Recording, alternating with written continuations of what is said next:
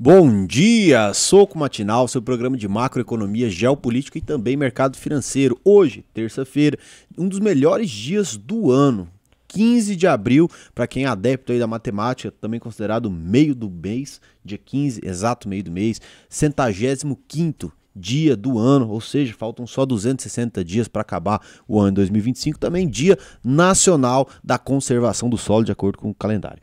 Importante, né? Sempre falar isso. E agora vamos para os resumos o resumo das notícias aqui, começando com a Meta, né? A controladora ali do Facebook, Instagram e WhatsApp, que passa pelo seu maior julgamento antitrust aí nos Estados Unidos essa semana. A gente vai falar sobre isso. Também o governo Milei que acaba com o controle de câmbio, isso mesmo. Finalmente fizeram um dos tripés macroeconômicos, que é aí o câmbio flutuante. O Datafolha, aí, uma pesquisa, diz que 58% dos brasileiros compram menos alimento agora pela inflação, e apesar de ficar estagnado em fevereiro.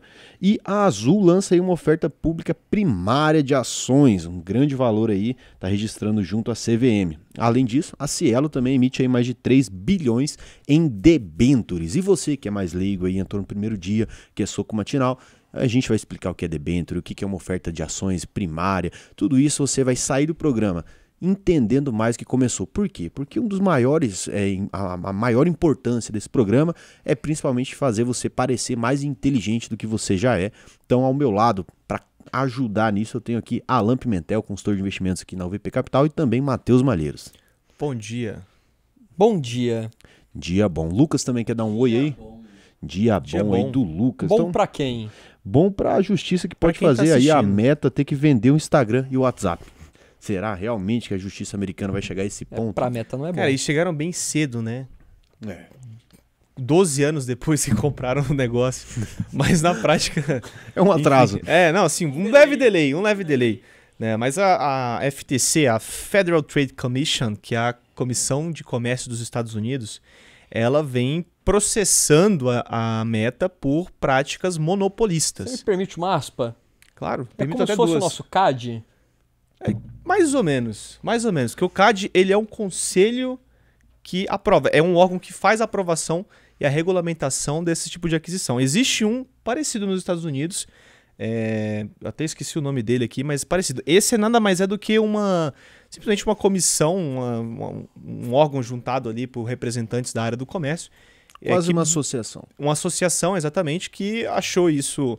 que na verdade recebeu alguns indícios ali de que a compra do WhatsApp e do Instagram foi intencionalmente para poder frear o crescimento deles, e agora está movendo esse processo. Tá? A expectativa é que nessa semana sejam chamados ao tribunal algumas figuras importantes, entre elas o tio Zuck, o Mark Zuckerberg, para depor ali, para esclarecer sobre alguns e-mails em que ele mandou, dizendo que tem que comprar BioBurry, né? Compre o sufoque. Uma loucura, né? BioBurry, exatamente. E, bom, do outro lado, né, a gente tem a Meta que ela se defende, que está num mercado altamente competitivo, incluindo ali empresas como TikTok, YouTube, X, que é o antigo Twitter, Apple, entre outros. E o mais engraçado disso tudo é que todas essas empresas recebem as mesmas acusações. Então, assim, é bem competitivo, mas em que ponto? Então, a Meta se defende abordando isso, mas também levando em conta a questão da insegurança jurídica, que aí é um ponto realmente que a gente tem que confirmar. Depois de 12 anos, você receber um processo no qual você tem que desmembrar a sua empresa, é um pouco inseguro você fazer negócio nesse cenário. Nossa, esse julgamento, na verdade, ele abre debates para muitas coisas, né? Porque dizem que de acordo com a acusação, é um monopólio, né? Mas é um monopólio porque existe uma cadeia que faz isso virar um monopólio, ou é só porque a ferramenta é muito boa e faz com que usuários usem de forma gratuita? É claro que você paga com dados, então é uma coisa importante, você paga a plataforma com os dados que você oferece, né? Inclusive, se você perde conta dentro da Meta, como por exemplo, eu já perdi uma conta de uma loja, eu fui lá dentro do processo jurídico e mostrei, olha, eu pago eles através de dados, então eles precisam reaver minha conta de acordo com alguns requisitos ali, que é avisar antes e tudo mais. Então existe um pagamento, só não é em monetário. Dessa forma, olha que engraçado, né? Existe uma massificação dessas ferramentas, né? Dessas grandes big techs que fazem essas redes sociais. Mas essas relações entre o consumo e se realmente é um monopólio ou só é um monopólio porque é bom, porque a gente tem que olhar para o Google também, pô, será que o Google é um monopólio pelo fato de que ele mata todos os outros adversários, ou será só porque ele é realmente bom e todo mundo utiliza? Então, pô, isso abre muita discussão, cara. Não, e o problema também é que esse julgamento não é só um caso isolado, isso abre precedente para outros casos semelhantes, porque a decisão disso aí acaba virando uma jurisprudência. Seria o quê? Outros juízes poderiam se basear em casos, né, com base do que foi decidido nesse específico. Então, se a Meta for condenada de fato por conta disso aí, ser obrigada a desmembrar todas essas plataformas da holding, abre precedente para que isso aconteça com outras empresas. E aí você pode criar um ambiente de insegurança jurídica nos Estados Unidos. A verdade é que, além do critério econômico, né, de uma empresa que gera lucros e tudo, essas empresas têm uma questão que é o poder, cara. Um Zuckerberg, um Elon Musk à frente do X, por exemplo, ele tem poder. E isso se refere a um movimento político, porque, por exemplo, quando o Donald Trump faz essa ameaça ao TikTok de que deveria ter uma joint venture ali que seja controlada pelos Estados Unidos para atuar dentro do território americano, pô, o que ele tá querendo? Não é um retorno financeiro, o dividendo que eu vou... Não, é poder. É falar todos os dados que eu tenho de bilhões de pessoas é meu agora. Ou seja, ali no caso dos Estados Unidos seria de 400 milhões, né? Ou seja, você vai para uma briga que é muito mais profunda. Não é uma briga de dinheiro, é uma briga de poder. Ou seja, quão poderoso é o dono de uma plataforma que tem bilhões de pessoas, entendeu? Então, é muito mais complexo e a gente vai mostrando para vocês essas discussões que vão haver nesse julgamento, né? E como que vai desenrolar toda essa história aí que já percorre há mais de 12 anos, né? E o interessante para complementar essa questão de poder, né, é que coincidentemente ou não, logo após surgir esses processos, a gente vê uma aproximação maior desses CEOs de empresas de tecnologia do governo americano.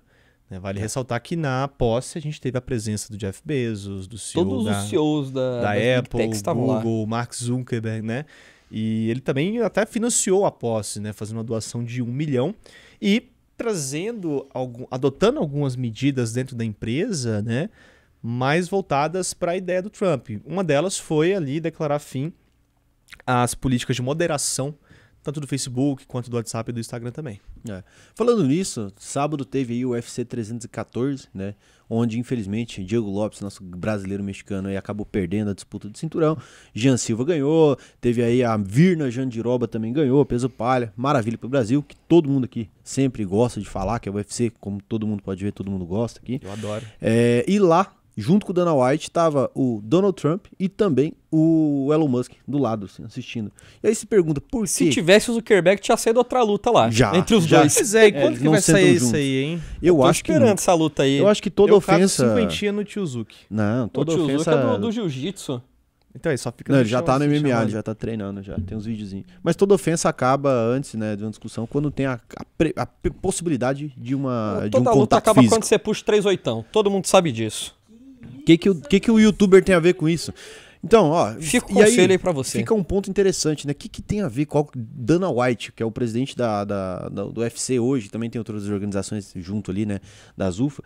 Pô, o que ele tem a ver? Ele foi um grande ajudante ali dentro da campanha do Donald Trump, né? Ele tem uma mídia imensa, né? Ele tem ali junto com ele o Joe Rogan, que era democrata, mas apoiou o Donald Trump, que é republicano, justamente porque ele tem o maior podcast do mundo, né? Ali nos Estados Unidos. Então, vê aí que existe uma relação entre empresários e Donald Trump Você muito... controla a opinião pública Exato. com essas empresas.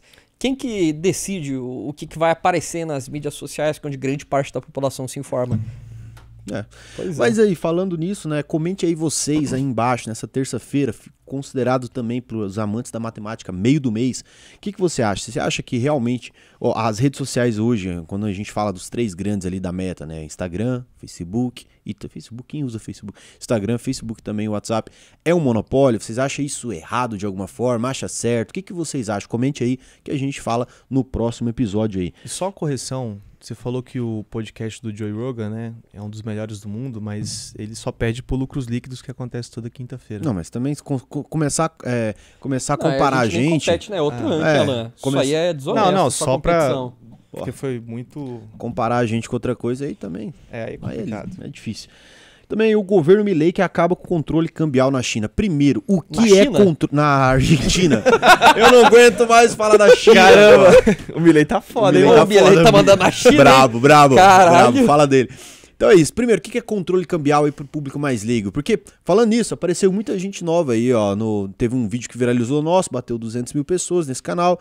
E apareceu muita gente nova aí nos comentários, inclusive muito doido. Se for doido, já vai embora, cara. Não adianta não, tem muito papo de doido aqui nos comentários. Não vem com conversinha, não. Então, o que é um controle cambial? O que é o câmbio fixo, câmbio flutuante, para lá, sei que é lá. Então qual o contexto disso aí? Desde 91, a Argentina adota o regime de câmbio fixo, que é o governo decidindo quanto que vai valer o peso argentino frente ao dólar. Mas e como que ele consegue manter um preço estável se tem oferta e demanda do mercado? Então se muita gente na Argentina começa a comprar dólar, o dólar sobe. O governo entra também como agente do mercado, comprando ou vendendo para conseguir manter a cotação estável. Qual que é a consequência disso aí? Acaba queimando reserva internacional. Então aqui no Brasil, ano passado, a gente viu muito isso, quando teve a disparada do dólar no final do ano, o Banco Central vendendo as nossas reservas, então jogando mais dólares no mercado para aumentar a oferta e, consequentemente, diminuir o preço. Agora, se você está no país que é tendência de longo prazo e você tem uma moeda se desvalorizando frente à outra, se você tenta manter estável o câmbio, você só vai diminuindo sua reserva. Tanto que a Argentina estava zerada praticamente de reservas internacionais. Quanto mais diminui, pior essa moeda. Exatamente, roda você vai enfraquecendo o país. Foi um dos motivos que levaram a essa crise que a Argentina enfrentou recentemente. Então, esse plano do Milei, né, como que ele vai funcionar? Primeiro que foi fechado um acordo com o Fundo Monetário Internacional, o FMI, no valor de 20 bilhões de dólares, com prazo de 48 meses para pagar. Esses 20 bilhões vão entrar como um reforço para a economia argentina nesse momento, que eles vão estar largando aos poucos esse regime de câmbio fixo. Então, dentro disso aí, a gente vai ter, primeiro, uma reforma tributária que deve ser enviada, né, para o FMI até o mês de dezembro. Além disso, mudanças na lei trabalhista argentina para você conseguir flexibilizar salários e demissões. Uma reforma da Previdência da Argentina, né, o fim dessa segmentação de subsídios que você tinha na Argentina Energia. Então, você vai criar simplesmente um subsídio único para famílias de baixa renda. Em relação aos gastos sociais, a Argentina vai ter que melhorar os dados, então vai tentar unificar para melhorar a eficiência, evitar que mesmo a pessoa tenha vários benefícios que não deveriam ser aplicados e com que ele realmente seja destinado a quem precisa. E o governo também projeta acumular reservas. Então, só esse ano, 4 bilhões de dólares, porque a Argentina é um país que está superavitário agora, mesmo quando você já considera o pagamento da dívida. Então, sobra dinheiro, a Argentina gasta menos do que ganha, e isso tende a ser muito benéfico aí pro fiscal do país. E a expectativa é que chegue a 19 bilhões de dólares em 2029, sendo que atualmente é negativo, então o Banco da Argentina está devendo 5,6 bilhões de dólares. Além disso, vão ter várias privatizações que vão ocorrer no país, e a lei da ética pública, que está desatualizada desde 99, vai ter que ser atualizada. E a curiosidade é que essa é a 23ª vez que a Argentina recorre ao FMI desde 59. A última vez, né, tirando isso aqui, que ocorreu foi em 2018, que fracassou miseravelmente, que foi com o objetivo de evitar a moratória da dívida externa e o colapso do peso argentino. E agora vai passar para um regime de bandas cambiais. Então, é o primeiro passo rumo a você ter um regime de câmbio variável. Então, o governo ele vai definir um limite superior e inferior para a cotação do peso, ou seja, não vai poder valer menos ou mais do que 1.000 a 1.400 pesos por dólar, e essa banda vai se expandindo em 1% a cada mês, então você vai aumentando tanto para cima quanto para baixo, até que eventualmente você vai ter um câmbio livre dessa forma. E para controlar o câmbio dentro dessa faixa, o Banco Central vai entrar como comprador ou vendedor de dólares quando necessário. E a próxima etapa disso aí, que nem eu havia comentado, seria um câmbio flexível, né? Que você deixa simplesmente o mercado decidir por oferta e demanda. Então, muita gente querendo comprar dólar, beleza, o peso vai se desvalorizar, o dólar vai disparar. E aqui no Brasil a gente usa o regime flutuante sujo. É quase que esse regime flutuante é como se fosse um meio termo ali entre os dois, que a gente deixa o dólar oscilar, só que em caso de muita volatilidade, o Banco Central entra para diminuir isso aí. Então, se o dólar dispara muito num curto período de tempo, o Banco Central vai vender dólares, E o oposto pode acontecer. Se desvalorizar muito, também o Banco Central pode comprar dólares para conseguir manter a moeda um pouco mais estável. E o mercado reagiu muito bem a essa notícia. Destaque aí para algumas empresas argentinas, que nem a petroleira YPF subindo 14% na Bolsa de Nova York, e as ações do Mercado Livre subindo 4%. No total, a gente teve uma alta aí de 1,6% no S&P Merval, que é como se fosse o Ibovespa da Argentina. O problema é que ninguém quer ficar rico devagar. É esse o problema, né? Você quer apertar um botão, isso não existe. Aí eu não conheço. Então é o seguinte, quer aprender? Tem coragem para investir agora? Porque precisa, porque agora todo mundo tá com medo. alvp.com.br, clica no botão faça sua análise de perfil, preencha esse questionário aqui, são poucas perguntas, às vezes vocês ficam com preguiça, né? Preencha aqui o questionário, responde as perguntinhas que eu vou te ajudar, tá? Eu vou te ensinar uma estratégia muito melhor que isso aqui que eu te mostrei, de taxinha de juros, como é que você pega um fluxo, isso aqui é uma aula minúscula, é um pedacinho da aula do módulo 3. A gente avança muito além disso, né? Uma estratégia que você vai conseguir porrar de ganhar grana mesmo a longo prazo, não vai enriquecer. Se você é um cara ganha um salário mínimo, vou entrar na UVP, vou ficar rico. Não vai ficar rico, tá? Agora, cara que ganha mais de R$4.500 por mês, você vai fazer uma construção de patrimônio no longo prazo. O cara ganha 15 mil, muito mais rápido. O cara ganha 50 mil, muito mais rápido. Realista. É pra ficar rico? Você vai andar de Ferrari porque comprou o UVP? Deixa de ser louco. Tem nada a ver com isso. Tem a ver com construção de riqueza, construção de patrimônio no longo prazo. Tá? O problema é que ninguém quer ficar rico devagar. É esse o problema, né? Você quer apertar um botão, isso não existe. Aí eu não conheço. Se você conhecer, pode ir lá. Se você quer fazer a coisa do jeito certo, clica aí, preenche o questionário, turma nova começando, entra aí que eu vou te ensinar a investir no Brasil e no mundo inteiro. E agora indo para as notícias nacionais, tem aqui uma notícia, uma pesquisa da Datafolha, né, que 58% dos brasileiros compram menos alimentos por causa da inflação. Culpa do Lula. Ele disse, se tá caro, não compra. Ou foi seguir o conselho? De acordo com o Matheus Malheiros aí. Enquanto a economia brasileira fica estagnada em fevereiro. E aqui vem já quero puxar essa notícia, né? Um instituto de pesquisa como o Datafolha fez essa pesquisa mostrando que 58% dos brasileiros, ou seja, mais do que a metade do país, diminuiu suas compras por causa da inflação. E aí, como a gente fez um vídeo que viralizou, quando você viraliza na internet, vem muita gente nova, e essas pessoas novas demoram um pouco para entender o que está acontecendo no canal, e não tem coisa mais simples do que fazer, que você não entender uma coisa, você sair ofendendo. Então tem muita gente falando potoca aqui nos comentários, mas um dos nossos papéis não é a gente faz muita brincadeira e tudo mais, mas é principalmente educar, mostrar, pô, talvez você sempre escutou uma coisa, mas e se você parar para pensar de uma maneira mais sistêmica, entender que talvez aquilo foi dito a você por algum motivo? E aqui vem um comentário, né, do Gilson Batista, que ele disse em caixa alta aqui, né? As propostas populares eles criticam, contra as taxas dos ricos eles não querem. Mas no fundo o pobre só se ferra, rico não gosta de pobre. Então, porque a gente poderia rir e falar assim, mas vamos entender, cara, ó, por quê? Essa propaganda de que tem que taxar rico, que o rico não gosta do pobre, que o rico é o vilão. O rico é o vilão e tudo mais, é muito bem vista. Por quê? Porque é muito fácil você ver isso e entender que a culpa é do rico, a culpa é do sistema, a culpa é de um ser inanimado que não tem sentimento, que é o mercado. Você fala pra população, como que esse cara ganha 100 mil por mês enquanto não tem nem dinheiro pra comer? Então, você gera revolta, você coloca um contra o outro. Então isso é muito bem vendido, é mais fácil você pensar dessa forma. Pensar, pô, isso aqui é uma compreensão muito mais simplória que faz sentido. Só que qual que é o nosso papel aqui?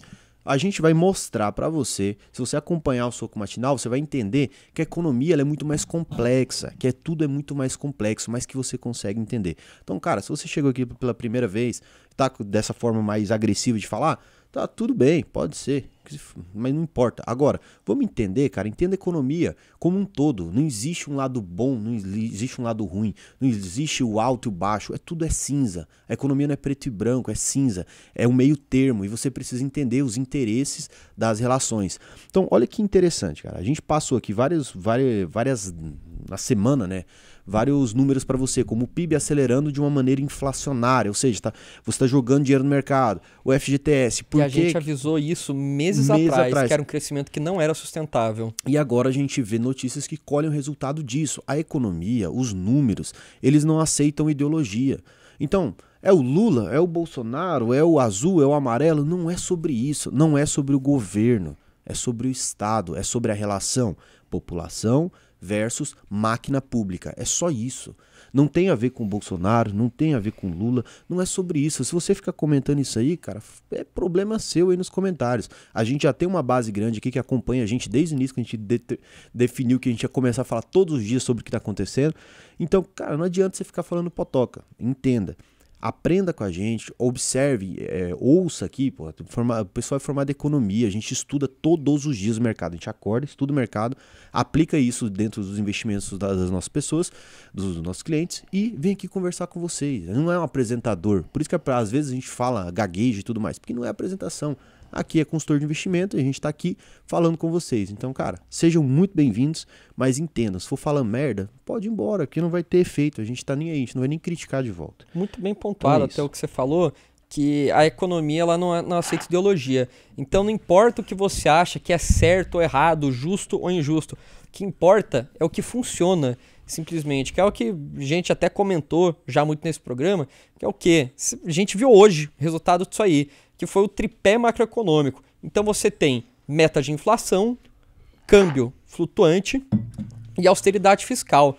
Quando você coloca esses três fatores numa economia, e a Argentina acabou de dar um passo em direção a um deles, você tem um país que tende a ser mais próximo. Claro que é muito mais complexo do que isso, mas são fatores que a gente percebe empiricamente com casos de países que realmente funcionou você seguir isso. Então, que nem a questão da tributação, né? Outro exemplo, não importa, tem que tributar rico. Beleza, você coloca um imposto muito alto, um país abaixa o imposto para o rico, ele muda o dinheiro para lá, ao invés de coletar um pouquinho mais, você não ganha nada. Então não funciona, simplesmente. Isso que é o fato. E pontuando também, isso é um pouco de chovendo molhado. É desviar o foco do debate, tá? A gente tem que debater tributação, a gente tem que debater distribuição de recursos. O fato é que a economia, o estudo de economia, ele é, traduzindo ali do grego e tudo mais, o economos, né, é organizar a casa, trazer o máximo de eficiência alocativa possível. Então, se você comprar um lado ou outro, isso não vai ser eficiente, porque um lado A pode ter coisas boas, ideias boas, mas tem muita coisa ruim, né? E hoje é muito fácil você mentir com dados, você mentir com estatística. Eu vou até recomendar que vocês leiam um livro chamado Como Mentir com Estatística.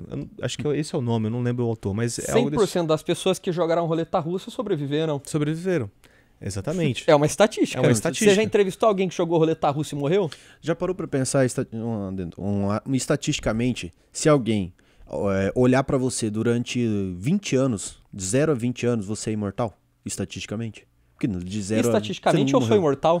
Exato. Estatística é a arte de você torturar os números até que eles dizem a verdade que você quer. Então... e dentro de qualquer ideia, de qualquer ideologia, você consegue modelar as coisas para dentro do que você quer dizer. Então, se eu quero falar que, sei lá, se eu for taxar comerciantes de roupas de bebê vai aumentar o PIB em 10%, eu consigo provar isso. É simples. Você pega uma amostra de dados, você envisia alguns dados, muda alguns dados, né, constrói um modelo que às vezes não explica nada, né, mas tem todos os critérios necessários para poder ser confirmado como uma teoria. Então tem que tomar cuidado, gente. A gente tem que focar mais no debate. Então, essa é a notícia, a gente nem vai se delongar sobre ela. 58% dos brasileiros, mais do que a metade, diminuíram suas compras por meio da inflação. E a gente não vai debater isso, falar que é o Lula, falar que é isso, ou a proposta X. Isso é só um resultado de vários números que a gente traz. Então, várias notícias que a gente traz, talvez é chato. Fala, pô, mas você tá falando novamente do PIB, falando novamente de estímulo na China. São vários, tudo isso compõe o cenário geopolítico e macroeconômico, e isso influencia diretamente no nosso país, que tem as políticas ali que também influenciam na economia. Então a gente está aqui falando de economia, a gente não está falando necessariamente de política. Isso não é o papo. Então é isso. Vamos seguindo aqui com a Azul, que lança aí uma oferta pública primária de ações. E o que é uma oferta pública primária de ações, Malheiros? A Azul, agora, ela está emitindo 450 milhões de ações. Então você tem a diferença de uma oferta primária para uma secundária. Na secundária, a empresa já teria essas ações, elas estariam sendo lançadas ao mercado. Então não foi criado nenhuma inovação, nenhum acionista seria diluído nesse processo. Mas agora a Azul ela quer mais dinheiro, então está criando novas ações e os atuais acionistas dela, investidores profissionais, que esse é o público-alvo, podem subscrever. Então se você tiver ação na carteira e não participar disso aí, o seu percentual da empresa vai diminuir, porque você continua com o mesmo número de ações, só que o total em circulação aumentou. Então, com isso, a Azul busca captar dinheiro para o caixa delas, faz parte do que eles chamaram de um programa para equitizar a dívida. Como equitizar? Isso aí é um termo em inglês que a gente fala equity, né, que seria referente ao patrimônio da empresa. Então, se fala, eu tenho 10 milhões em equity, eu tenho 10 milhões uma participação societária, por exemplo. Tá, o patrimônio do Raul, né, onde que está? A maior parte está em equity, é o dono que é da empresa. Patrimônio do Edson, sócio aqui também, grande parte, vai acabar ficando em equity, que é a participação. Então, entenda dessa forma. A empresa está criando novas ações para ser um recurso que vai entrar no patrimônio, eles vão pagar essa dívida e ficou ali com essas ações emitidas. Então, o total esperado pela empresa é de 1,3 bilhões de reais. Maravilha. Matheus Malheiro, você permite a mim fazer uma explicação para uma criança entender isso? Autorizado? Mas por que uma criança precisa saber? Hoje em dia, criança é tudo computador, cara. Tem que saber. Essas Essa crianças Tá autorizado? criançada aí tá muito avançada. complicado, viu? Tá. Autorizado, então. Então, para uma criança entender, qual que é essa oferta primária de ações? Imagina que a gente tem uma peixaria, onde a gente vende ali, principalmente tambaqui, que é um ótimo peixe, né? Então tá eu, Matheus Malheiros, Alan E o Pimentel tambalá? aqui. Cada um aqui, ó.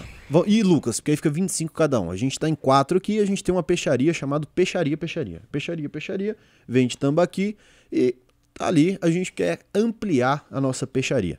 Eu tenho 25%, Lucas tem 25%, Matheus 25%, Alan Pimentel tem 25%, compondo 100% do quadro acionário. Não tem como você ter 105%. Então, se eu quero mais sócios para minha empresa, o que a gente faz? A gente faz uma oferta pública, ou seja, primária, que é eu pego, sei lá, 20% da empresa. Como que eu vou pegar 20% da empresa? Se todo mundo aqui tem 25%, tem que diluir de todo mundo.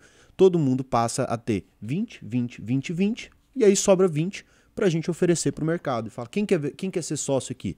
E aí, quem quiser comprar Mas muito claro, a gente não está vendendo as nossas ações. Isso. Então, nesse caso, a gente Trocando teria por dívida. 100 ações no total. 25 ações cada uma. Ao invés de cada um de nós abrir mão de 5 ações, a gente está criando mais ações e jogando elas no mercado, jogando diluir. 25 novas ações. Aí você tem 5 sócios, vamos supor, com 25 ações cada uma. Mas a gente teria o direito de subscrever. Então, falar, a empresa precisa de dinheiro, a gente precisa de mais 25 mil. Então, cada um aqui teria que colocar a parte proporcional, né, a sua própria participação. Se todo mundo aqui participar, beleza, eles vão continuar com 25%. Só que se algum dos acionistas atuais falar, eu não vou subscrever, ele vai perder essa participação e vai ser diluído. Tanto que uma oferta primária, nesse caso, uma subscrição, só é possível para quem já é acionista da empresa. Não é uma pessoa nova que vai comprar. Não, quem já tem ações da Azul vai ter esse direito. Porque estão sendo emitidas novas ações para os sócios da empresa. Exatamente.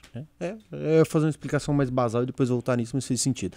Então, não necessariamente você vai vender ao público, você estava mostrando que sobrou 20%. Esses 20% podem ser recomprados agora para os sócios. Vai colocar 20 mil na peixaria, cada um de nós Cada tem um que pode colocar pegar 5 mil nela. para voltar até aquele capital social. Agora, se você colocar 5 mil, a Alan colocou 5 mil, aí eu e o Lucas, a gente falou, não vamos participar. Ficou faltando 10 mil. Vocês podem colocar os outros 10 mil e diluir a minha participação do Lucas. E aí um sócio fica maior com o outro, colocando mais dinheiro na empresa, e a empresa faz isso. E aqui é interessante também um outro aspecto, que é equitização da dívida.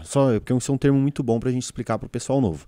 Vamos lá. Quando a gente pensa em equitização, é uma parte da empresa. Então imagina que você tem um supermercado e eu quero ser dono de um pouquinho do supermercado. Eu tenho um equity, eu tenho, sei lá, 10% do supermercado. Eu vou ganhar, na hora de dividir os lucros, eu ganho 10%. Então 10% é isso. Você tem uma parte da pizza, você tem um gráfico da pizza do supermercado. E aí o que acontece? Se o supermercado está em dívida, ele precisa pegar dinheiro. É isso. E uma das formas que você pode pegar dinheiro é justamente vendendo parte do supermercado. E a pessoa, ela entra, paga a dívida, ou seja, coloca dinheiro no caixa e pega uma parte do supermercado para ela. Então a equitização de dívida seria de maneira bem basal para uma criança, para a pessoa nova entender isso. Então, além da Azul aí, a gente também tem a Cielo, que anuncia então uma emissão de debênture no valor de 3 bilhões. O que é uma debênture? Alan Pimentel ou Matheus Malheiros? Escolham aí, sai na briga. Vai lá, Pimentel, eu dou essa aspa. Debênture é um título de dívida que, ao contrário do que os meninos explicaram, ela não é um equity. Ela pode ser que vire um equity, mas ela não é. Tá? Então é como se a empresa emitisse uma dívida no mercado, captasse recurso e entregasse ali um título que valesse, um título de valor mobiliário. A empresa não pega dinheiro com o banco? Porque é mais caro. A debênture ela consegue trabalhar com benefícios fiscais em alguns pontos e também ela consegue trabalhar com taxas mais baratas do que as taxas bancárias, além de ser mais barato para emitir. Tá, então a E debênture, por que é mais barato? porque você vai estar você vai estar emitindo para várias pessoas. Então você tem uma quantidade maior de pessoas para tomarem esse título de dívida. E você tira o banco do meio? E você tira também. o banco do Porque meio. o papel do banco ele pega o dinheiro de uma pessoa. Cara, olha E como ele passa rouba a pra notícia outra. pra ele. Você viu? Ele foi Ele- perguntando. essa notícia- ele tá com fome. Antes de tudo, ela já tava no meu nome. Viu, cara? Você É, viu? já Você é um tava no- vagabundo, cara. Mas o papel do banco pega o dinheiro de uma pessoa, de um agente superavitário, que a gente fala, e passa para um agente deficitário, que é quem tá precisando de dinheiro. Só que no meio disso aí o banco tem toda gestão de risco, o banco tem que ser lucrativo também. Então tem toda a estrutura do banco para ser paga e o lucro. Então é spreadado, dá para falar dessa forma. Se o banco vai captar dinheiro a 10% ao ano, ele vai emprestar a 18%. Então ao invés de você ter esse intermediador, que traz uma camada adicional de segurança para os investidores, né? Por isso que você tem o FGC em títulos bancários, a empresa fala, foda-se, vou pegar dinheiro direto com um mercado muito mais barato. Então joga aí, no caso da Cielo, CDI mais 0,54% ao ano, uma taxa muito baixa. Só um ponto, né? Se a gente for lembrar, o banco ele capta a um recurso a uma taxa muito parecida. Ou seja, vai captar CDB, a uma taxa muito parecida. Então, como é que ele. 100% de CDI. Então, naturalmente, né, a captação dele vai fazer com que o empréstimo dele às empresas seja mais caro. E você vê, a Cielo captou a CDI mais 0,6, né? Ou seja, é uma taxa que para uma empresa desse tamanho, ela é muito barata. E um outro ponto é que debêntures também, como é um título de dívida, é um passivo que você tem contra uma empresa, elas podem sim ser conversíveis em ações, ou seja, podem virar equity. Exatamente. Em alguns casos específicos tem que estar dentro do prospecto, dentro do regulamento e tudo mais, mas podem sim virar. Maravilha. E aí, estão 3 bilhões aí em debêntures. Será que ela vai conseguir pegar todo esse dinheiro, cara? Logo assim. Nessa taxa baixa, eu acho um pouco duvidoso, Ainda hein? mais num mercado aí que tem que ser que é 14,25. Então a gente vai acompanhando aí, né? Porque Você tem pré pagando muito mais que isso. Você acha que CDB é 110% do CDI. Então, não vejo Depende- muito sentido. Eu não pegaria para um cliente meu essa debênture. Depende de quem for distribuir também, né? Depende de quem pode ser. Porque às Muito vezes você bem pode pontuado. receber uma ligação e falar assim, pô, tô com um Olha, negocinho legal. Caiu um 2% negócio na minha de mesa. comissão para quem vender isso aí. Exatamente, porque aí se ela for emitir a CDI mais 0,6 e distribuir pagando 10% de FII, aí não tem, pode botar até 10 bilhões que vai. Aí vai captar. Pode ter muito assessor ligando aí. Caiu um negócio maravilhoso aqui na minha mesa. Enfim. Só pra pontuar, lembrando que esses títulos de vida dívida... imita a arte, né? A vida imita a arte. Esses títulos de dívida eles são distribuídos por bancos e corretoras, na verdade corretoras de bancos, né? E por serem mais baratos, né, do que você ir lá no banco e tudo mais, você tem que pagar uma comissão para alguém que vai te vender, para alguém que vai distribuir, tá? Então são ativos que geram comissões. Mesmo que a taxa possa vir ruim, ele ainda assim pode ser distribuído, porque depende, a comissão pode ser alta. Então é natural que corretoras, bancos e tudo mais adotem esse produto e distribuam para seus clientes como se fossem produtos bons. Não necessariamente sejam ruins, tá? Mas isso não é recomendação de Não compra, não é recomendação de venda, viu, Ambima? Não, a gente E não nem tá tô falando fazendo mal nada de errado. ninguém aí, Ninguém. tá? É A gente tá paz, só dando exemplo de mercado. paz, amor e prosperidade. Amo É todo isso. mundo. Então eu vou ler alguns comentários aqui. O Magro, né, ele disse, como assim Edson não tá? Eu tava. E a tradição, Godoy, Matheus, abraço, senhores OVP. Eu tava olhando o seu canal, cara, você fala bem, cara, tem que dar algumas melhoras lá. Me chama, Cara, vai no meu Instagram, antes.benard, depois eu vou dar umas dicas lá. Você tá colocando keyword errado no seu canal, tem um monte de coisa lá que você pode melhorar, que você vai ajudar bem. Você tá fazendo vídeo bom, cara, você fala bem. Tem só algumas coisas pra melhorar aí que Dá você uma vai bem. aspa. Dou uma aspas. Nós, como consultores muito compromissados com nossos clientes, temos que cumprir com nossos compromissos que foram compromissados com os nossos clientes. Sim. Posto isso, eu combinei com o cliente de mandar uma ordem para ele até às 17h50, para ele aceitar Então hoje. vai. Então, tenho pouco tempo aqui, portanto, vou ler os comentários da minha pessoa. Então, o Bruno Uti, um cliente meu, mandou um comentário particular. O Alan também atende junto. Bruno, um abraço. Falei no grupo C que eu ia ler seu comentário. O @Matheus Malheiros, continue ganhando pescoço, bem como defendendo o pai de defensores charlatões. Também continue com hostilidade gratuita entre vocês. Soco matinal foi néctar de comédia, Ribagaray. Obrigado, te falei que ia ler ao vivo. Uma abraço. pergunta muito boa do Romário Campos também, que ele Grande disse: Romário. possuo várias cotas de FIIs de papel na minha carteira. Antes de investir nesse tipo de ativo, eu não fazia ideia do que eu estava fazendo, mas depois de muitas análises e muito estudo sobre o setor, eu cheguei à conclusão de que não vale a pena investir neles. Considerando isso, na opinião de vocês, eu deveria vender as minhas cotas?